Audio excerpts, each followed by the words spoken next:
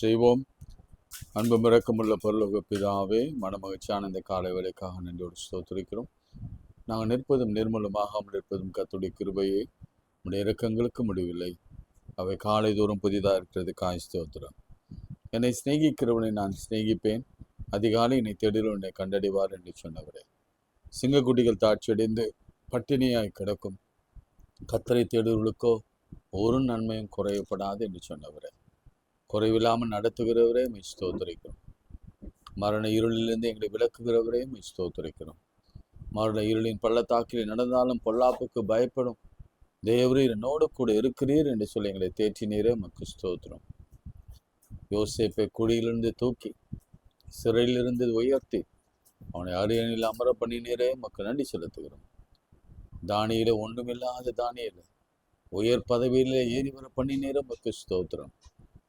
ஆண்டவரே, பவுல நீர் ஆசீர்வதித்து அவனை பலவீனமானவனை பலவீனவனாக மாற்றினீரே உமக்கு ஸ்தோத்திரம். சாலமோனுக்கு நீர் கேளாத ஞானத்தையும் ஐஸ்வர்யத்தையும் கொடுத்தீரே உமக்கு ஸ்தோத்திரம். ஆண்டவரே, இந்த வேளையிலும் கூட எங்களை தாழ்த்துகிறோம். குடும்பத்திற்காக பிள்ளைகளுக்காக நன்றி செலுத்தி துதிக்கிறோம். யெகோவா ஈரே உமக்கு ஸ்தோத்திரம் செலுத்துகிறோம். யெகோவா ரஃபாமை ஸ்தோத்திரிக்கிறோம். யெகோவா ஷாலோமை ஸ்தோத்திரிக்கிறோம். இயேசுவின் நாமத்தில் செபிக்கிறோம் பிதாவே, ஆமென். கூடுமே எல்லாம் கூடுமே, உம்மாலே எல்லாம் கூடும். தேவனால் கூடாத காரியம் ஒன்றும் இல்லை. அது மரியாதை இடத்துல கர்த்தர் பேசின வார்த்தை. ஆனா சாரார் இடத்துல தேவனால் கூடாத காரியம் உண்டு ஒன்றோ. வித்தியாசம் அதுதான். ஒன்றுமில்லை, ஒன்று உண்டோ. நீங்க என்ன நினைக்கிறீங்க? ஏதாவது உண்டா? அவரால் முடியாதது ஏதாவது உண்டா உலகத்துல? நிச்சயம் இல்லை. அவர் சொல்ல ஆகும், அவர் கட்டளையிட நிற்கும். சேர்ந்து பாடலாமா? ஒரு சின்ன 2 ஸ்டான்ஸ் மாதிரி. கடல் மீது நடந்தீரையா, கடும் புயல் அடக்கி நீரே. கடல் மீது நடந்தீரையா, கடும் புயல் அடக்கி நீரே. சாத்தானை ஒடுக்கினீரே, சர்வ வல்லவரே. சாத்தானை ஒடுக்கினீரே, சர்வ வல்லவரே. இன்னைக்கு நடக்கிற எல்லா காரியத்திற்கும் சாத்தான் தான் காரணம். இன்னைக்கு அதை நம்ம கொஞ்சம் எதிர்த்து நிற்போம். அவன் நம்மை விட்டு ஓடி போவான். பாடலாமா? சாத்தானை ஒடுக்கினீரே, சர்வ வல்லவரே. கூடுமே எல்லாம் கூடுமே, உம்மாலே எல்லாம் கூடும். கூடாதது ஒன்றுமில்லை, உம்மால் கூடாதது ஒன்றும் இல்லை. செங்கடல் உம்மை கண்டு ஓட்டம் பிடித்தது ஏன்? செங்கடல் உம்மை கண்டு ஓட்டம் பிடித்தது ஏனே? யோர்தான் உம்மை கண்டு பின்னோக்கி சென்றது ஏன்? யோர்தான் உம்மை கண்டு பின்னோக்கி சென்றது ஏன்? கூடுமே எல்லாம் கூடுமே, உம்மாலே எல்லாம் கூடும். கூடாதது ஒன்றுமில்லை, உம்மால் கூடாதது ஒன்றும் இல்லை. உம் நாமம் சொன்னால் போதும். சொல்லுங்க இயேசுவே. உம் நாமம் சொன்னால் போதும், பேய்கள் ஓடுதையா. உம் நாமம் சொன்னால் போதும், பேய்கள் ஓடுதையா. உம் பேரால் கை நீட்டினார் நோய்கள் மறையுதையா. உம் பேரால் கை நீட்டினார் நோய்கள் மறையுதையா. கூடுமே எல்லாம் கூடுமே, உம்மாலே எல்லாம் கூடும். கூடாதது ஒன்றுமில்லை, உம்மால் கூடாதது ஒன்றும் இல்லை. கைகளை உயர்த்தி, கைகளை உயர்த்துங்க. ஆண்டவரே, உதவி செய்யுங்க. ஒரே ஒரு வார்த்தை நான் உங்களுக்கு கற்றுக் கொடுக்குறேன். இன்னைக்கு தாவீதின் குமாரனே எனக்கு இறங்குங்க. சொல்லுங்க பாப்போம். அவ்வளவுதான். இன்னைக்கு ஒரே சென்டென்ஸ் தான். தாவீதின் குமாரனே எனக்கு இறங்கு. தாவீதின் குமாரனே எனக்கு இறங்குங்க. தாவீதின் குமாரன், உங்களோட வியாதி, பலவீனம், நோய்கள், கஷ்டங்கள், தொந்தரவுகள், தாமதங்கள், திருமணம், குழந்தை, வேலை, படிப்பு, எதுவானாலும் சரி, ஒரே ஒரு வார்த்தை, தாவீதின் குமாரனே இயேசுவே எங்களுக்கு இறங்கும். சொல்லுங்க, தைரியத்தோடு சொல்லுங்க. இன்னைக்கு அந்த வார்த்தையை தான் நம்ம பார்க்க போறோம்.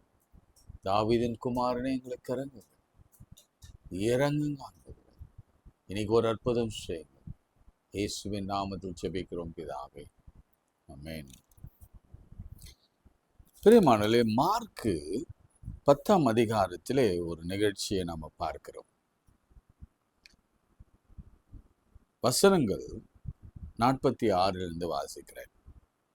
பின்பு அவர்கள் எரிகோவுக்கு வந்தார்கள். அவரும் அவருடைய சீஷர்களும் திரளான ஜனங்களும் எரிகோவை விட்டு புறப்படுகிற பொழுது, திமேயுவின் மகனாகிய பர்த்திமேயு என்கிற ஒரு குருடன் வழி அருகே உட்கார்ந்து பிச்சை கேட்டு கொண்டிருந்தான். திமேயுவின் மகனாகிய பர்த்திமேயு. நல்ல கவனிங்க, நல்ல கவனிங்க. இங்க ஏன் ஆண்டவர் ஒரு பர்த்திமேயுடைய அப்பா பெயரை அங்க சொல்றாரு? திமேயுவின் மகனாகிய பர்த்திமேயு. எனக்கு இதுல ஒரு சின்ன சந்தேகம் வந்தது. என்ன சந்தேகம்னா, கொஞ்சம் போராட்டமாக இருந்தது. ஒருவேளை ஒரு அப்பா, அவங்க பிள்ளை, அந்த பிள்ளை குருடனா பிறந்திருக்கிறது. இதுல அப்பா பேரை ஏன் இழுக்கணும் அப்படின்னு ஒரு கேள்வி எனக்குள்ளே வந்தது. அப்போ எனக்கு கிடைத்த பதில் என்னன்னா, அப்பாவுக்கு, நல்லா கவனிங்க, ஒரு தகப்பனுக்கோ தாய்க்கோ இந்த பிள்ளையின் நிமித்தம் ஆண்டவர் அவன் பெயரை உயர்த்தும்படியா நினைத்து, அதுதான் சொல்லுவாங்கல்ல, அவங்க அப்பா அம்மா நல்லது செய்தாங்கன்னா கர்த்தர் அவங்களுக்காகவே அந்த பிள்ளைகளை ஆசீர்வதிப்பாருன்னு சொல்லுவாங்கல்ல. உங்களுக்கு புரியுதுல்ல அந்த வார்த்தை? ஏன் அப்பா பேர் எடுக்கணும்? சரி, எங்க அப்பா பேரை ஏன் எடுக்கணும்? எங்க அம்மா பேரை ஏன் எடுக்கணும்? நான் ஒரு குருடன் தான். ஆனா ஏன் எங்க அப்பா பேரு எங்க அம்மா பேரை எடுக்கணும்? நீங்க மனசுல ஒண்ணு நல்லா வச்சுக்கோங்க. நம்ம அப்பா அம்மா செய்த கிரியைகள், அவங்க செய்த நற்செயல்கள், நல்லது செய்தாங்க, வாழ்க்கையில பலரும் நல்லது செய்து, அந்த செயலுக்கேற்ற பலனை அவருடைய சந்ததிக்கு நிச்சயம் கர்த்தர் கொடுப்பார். ஆமென். எத்தனை பேர் விசுவாசிக்கிறீங்க? நீங்க உங்க பிள்ளைகளுக்கு வச்சுட்டு போறது என்ன தெரியுமா? உங்க பெயரை நீங்க வச்சுட்டு போறீங்க. ஓகே, அதுக்காகவே இங்க அவனுடைய பெயரை ஆண்டவர் சொல்றார். ரிம்மை, அவர் அவனை நினைத்து, அவங்க அப்பாவுக்காக, அவங்க அம்மாவுக்காக இந்த பிள்ளைய கர்த்தர் நினைக்கிறார். பர்த்திமேயுவை நினைக்கிறார். இது எவ்வளவு பெரிய ஆசீர்வாதம்ல. பிரியமானவர்களே, நீங்க ஜெபிக்கிற ஜெபம், நீங்க ஜெபிக்கிற வேண்டுதல்கள், உபவாசங்கள், ஜெபங்கள், இது எல்லாமே உங்க பிள்ளைகளுக்கு நீங்க சேர்த்து வைக்கிற ஆசீர்வாதம், பிளெஸ்ஸிங். அவங்க இக்கட்டு நாட்களிலே அதெல்லாம் கர்த்தர் நினைத்து பார்த்து அவங்க பெற்றோர்கள் நிமித்தமாய் அவர் ஆசீர்வதிக்க காத்து கொண்டிருக்கிறார். அவர் மறக்க மாட்டார். அவர் நன்றியை மறக்க மாட்டார். அவர் பெற்றோர்கள் நிமித்தம் பிள்ளைகளை நிச்சயம் கர்த்தர் ஆசீர்வதிக்கவே ஆசீர்வதிப்பார். 100%. இல்லைன்னா ஏன் திமேயுவின் குமாரனாகிய பர்த்திமேயு? இப்போ திமேயு பத்தி நம்ம என்ன தெரிய போகுது, தெரிஞ்சுக்க போறோம். பர்த்திமேயை பார்த்து நிறைய தெரிஞ்சுக்கிட்டோம். அதனால உங்க பெயர்கள், ஒரே ஒரு வார்த்தையில சொல்றேன், பெற்றோர்கள் பெயர்கள் மறக்கப்படுவதில்லை, நினைக்கப்படுகின்றன. கர்த்தர் நினைப்பார், அவர் ஆசீர்வதிப்பார். சரி, அது ஃபர்ஸ்ட் பாயிண்ட். பட் அவனுடைய நிலைமை என்னன்னா, வழி அருகே பிச்சை கேட்டு கொண்டிருந்தான். 17 கூட அதான் பார்ப்போம். லூக்கா 18 அதே நிகழ்ச்சி தான். நீங்க லூக்கா 18ஆம் அதிகாரம் திருப்பி கொண்டீங்கன்னா சொல்லப்பட்டிருக்கிறது, நசரேயனாக வரும்பொழுது பின்பு எரிகோக்கு சமயமாக வந்தபோது ஒரு குருடன் வழி அருகே உட்கார்ந்து பிச்சை கேட்டு கொண்டிருந்தான். என்ன கேட்கிறான்? எல்லார்கிட்டையும் காசு கேட்கிறான். ஒருவேளை அவனுடைய வாழ்க்கையே அதுவாக மாறிவிட்டது.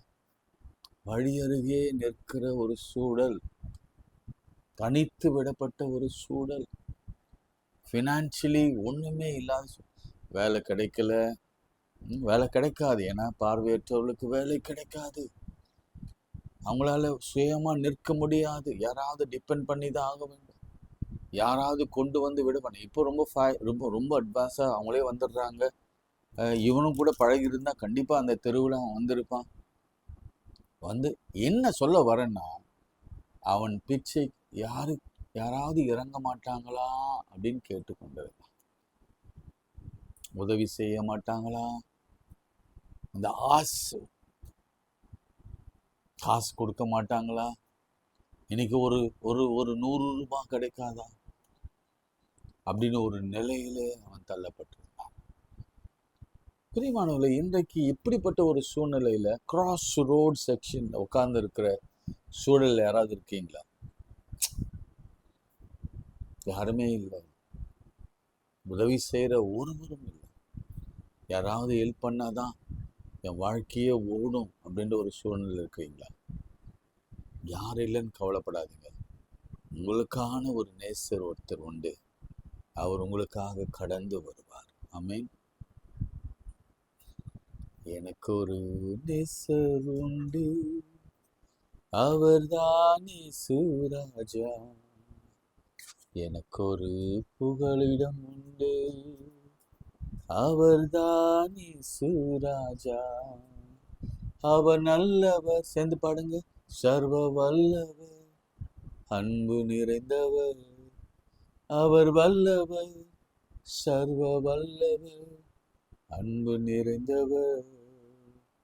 எனக்கு ஒரு நேசர் உண்டு, அவர்தான் இயேசுராஜா.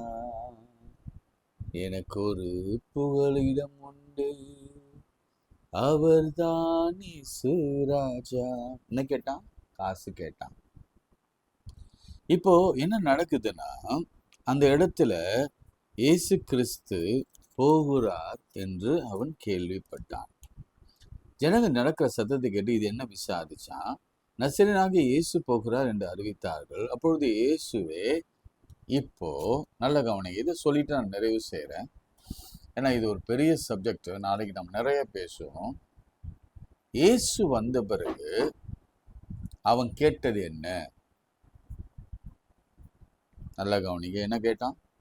தாவீதின் குமாரனே இயேசுவே, தாவீதின் குமாரனே, எனக்கு இரங்கும் என்று கூப்பிட்டான், ஜெபித்தான்.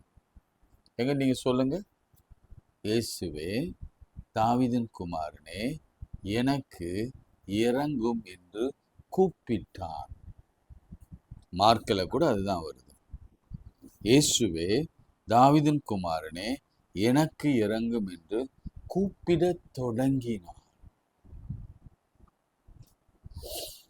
பிரியமானவர்களே, ஒரு வித்தியாசத்தை கவனிச்சீங்களா? முதல் வசனத்துல பார்க்கும் பொழுது அவன் என்ன செய்தானா, வழி அருகே பிச்சை கேட்டு கொண்டிருந்தான். அப்படின்னா காசு கேட்டு கொண்டிருந்தான். ஆனா இயேசுவினிடத்துல என்ன கேட்டான்?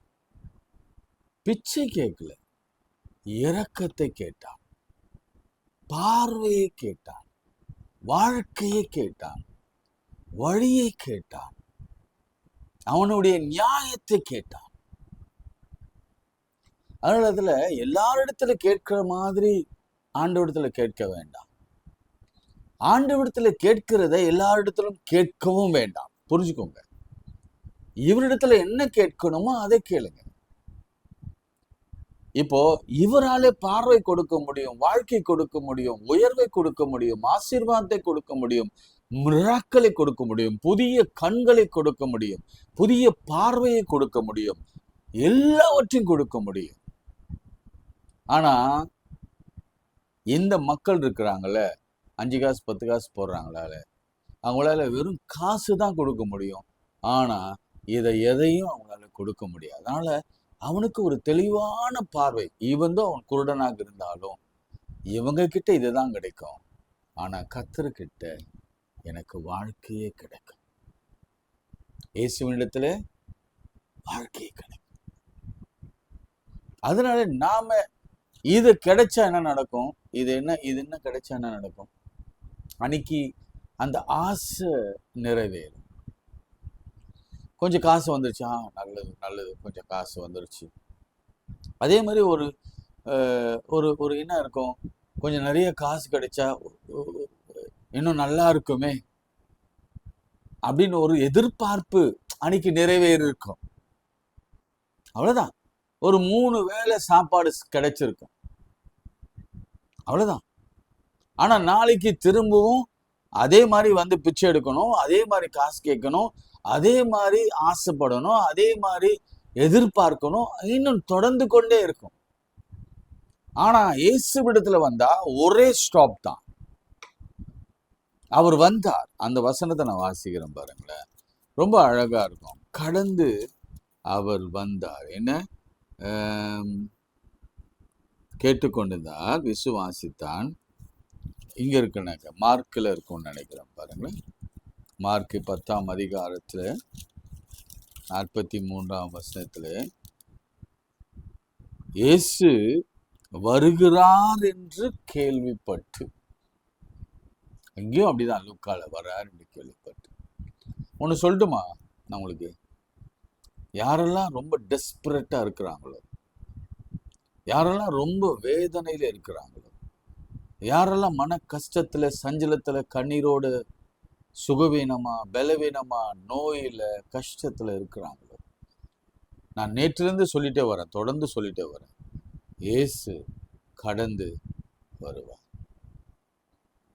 யாரும் அறியாது என்னை நன்றாய் அறிந்து தேடி வந்த நல்ல நேசரே, தூக்கி எறியப்பட்ட என்னை வேண்டும் என்று சொல்லி சேர்த்து கொண்ட நல்ல நேசரே, அழகான கண்கள் என்னை கண்டதாலே முடிந்ததென்று நினைத்த நான் உயிர் வாழ்கின்றேன். வாழ்க்கையே இவ்வளவுதான் அப்படின்னு நினைச்சிட்டான். இல்லை, இன்னைக்கு என் வாழ்க்கையே பிச்சை பிச்சை பிச்சை பிச்சை. யாராவது நம்பிதான் நான் வாழணும். ஆனா ஆண்டவர் இடையில வந்தாருன்னா வாழ்க்கையை தலைக்கீழ புரட்டி போடுவார். தலைக்கீழ புரட்டி போடுவார்.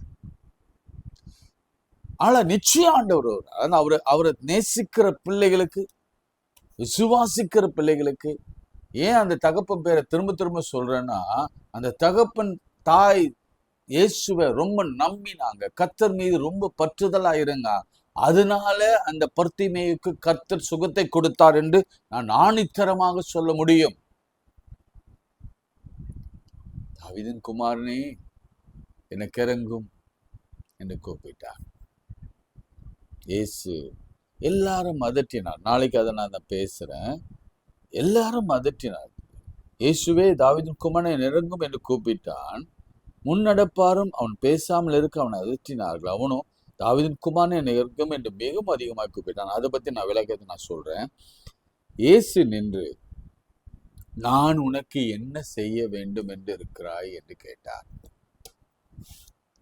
இன்னைக்கு இந்த கேள்விதான் உங்களுக்கு முன்பாக வைக்கிறார். நான் உனக்கு என்ன செய்ய வேண்டும்? இயேசு சர்வ வல்லவருங்க. நான் சொல்லும் பொழுது உண்மையாகவே உள்ளத்தின் ஆழத்திலிருந்து ஒரு ஒரு நெகிழ்ச்சியோட அல்லது ஒரு வீரியத்தோட நான் சொல்லுகிறேன். அவர் ஒரு வார்த்தை உங்க முன்னாடி வச்சுட்டாருன்னா, நான் உனக்கு என்ன செய்ய வேண்டும் என்று இருக்கிறாய். ஆனா அதுல ஒரு காரியம் இருக்கு, நம்ம என்ன கேட்கிறோன்றதுல இருக்கு. சரிங்களா? இப்போ இவன் இதுவரைக்கும் என்ன கேட்டுக்கொண்டிருந்தான்? காசு. அதனாலதான் ஆண்டவர் கேட்டார், உனக்கு காசு வேணுமா அல்லது வாழ்க்கை வேணும், பார்வை வேணும்? சாலமோன் உதாரணத்தை நான் உங்களுக்கு சொல்றேன் பாருங்க. சாலமோனிடத்துல ஆண்டவர் கேட்டார், நீ விரும்புகிறது என்ன கேள் என்றார். அதுக்கு சாலமோன் நிறைய காரியங்கள்லாம் சொல்லிட்டு, எனக்கு ஞானத்தை கொடுங்க. ஆண்டவர் சொன்ன வார்த்தை நல்ல கவனிங்க, அரிதாய் கேட்டார். நம்ம கேட்கறதுல ப்ரிசைஸா இருக்கும். Do you want money? இல்ல, சாலமன் கேட்டிருக்கலாம், எனக்கு எவ்வளவு நாள் நான் உயிரோடு இருக்கணும், என்னுடைய அரசாட்சி இப்படி இருக்கணும், என் மாளிகை வீடு இருக்கணும், என் கோட்டை அப்படி இருக்கணும், இப்படி இருக்கணும், இனிமே இருக்கக்கூடாது, எதனா கேட்டிருக்கலாம். ஞானத்தை கேட்டான். ஆண்டவர் சொன்னார், இதா கேட்டார், நீ கேட்ட ஞானத்தை மாத்திரமல்ல, நீ கேளாத ஐஸ்வர்யத்தையும் உன் நாட்களிலே சமாதானத்தையும் நான் தருவேன். உனக்கு எதிராக எந்த எதிராளியும் வரப்போவதில்லை. அதே மாதிரிதான் ஆண்டவர், நான் உனக்கு என்ன செய்ய வேண்டும் என்று இருக்கிறாய். இன்னைக்கு உங்களை பார்த்து கேட்கிறேன், நாளைக்கு நான் மீதம் இருக்கிறத நான் சொல்றேன். மனசை தொட்டு சொல்லுங்க. உலக பிரகாரமா ஏதாவது கேட்குறீங்களா? ஆசையே கேட்குறீங்களா? ஆண்டவரே, நான் இப்படி இருந்தா நல்லா இருக்கும், நான் இப்படி இருந்தா நல்லா இருக்கும். இல்ல அவசியத்தை கேட்குறீங்களா? ஆண்டவரே, இது எனக்கு ரொம்ப அவசியம், இது எனக்கு நிச்சயம் வேணும், சுகம் நிச்சயம் வேணும், ஆரோக்கியம் நிச்சயம் வேணும், என் வாழ்க்கையில எல்லாமே சாதகமா நடக்க வேணும், என் வாழ்க்கையில திருமணம் வேணும், என் வாழ்க்கையில குழந்தை பேர் வேணும், இதெல்லாம் எனக்கு அவசியமா தேவை, இது இல்லாம என்னால நான் வாழவே முடியாது என்று ப்ரிசைஸா கேட்கிறோம். காசு, வீடு, காரு, பங்களா இதெல்லாம் கடந்து போகும். இம்மெட்டீரியல், உலகத்தின் அடுத்த காரியங்கள். ஆனா மாறாதது என்ன தெரியுமா? எது உங்களுக்கு அவசியமா இன்னைக்கு தேவையாக இருக்கிறது? சமாதானம் வேணுமா? டைரக்டா கேளு, ஆண்டவரே எனக்கு இது வேணும்.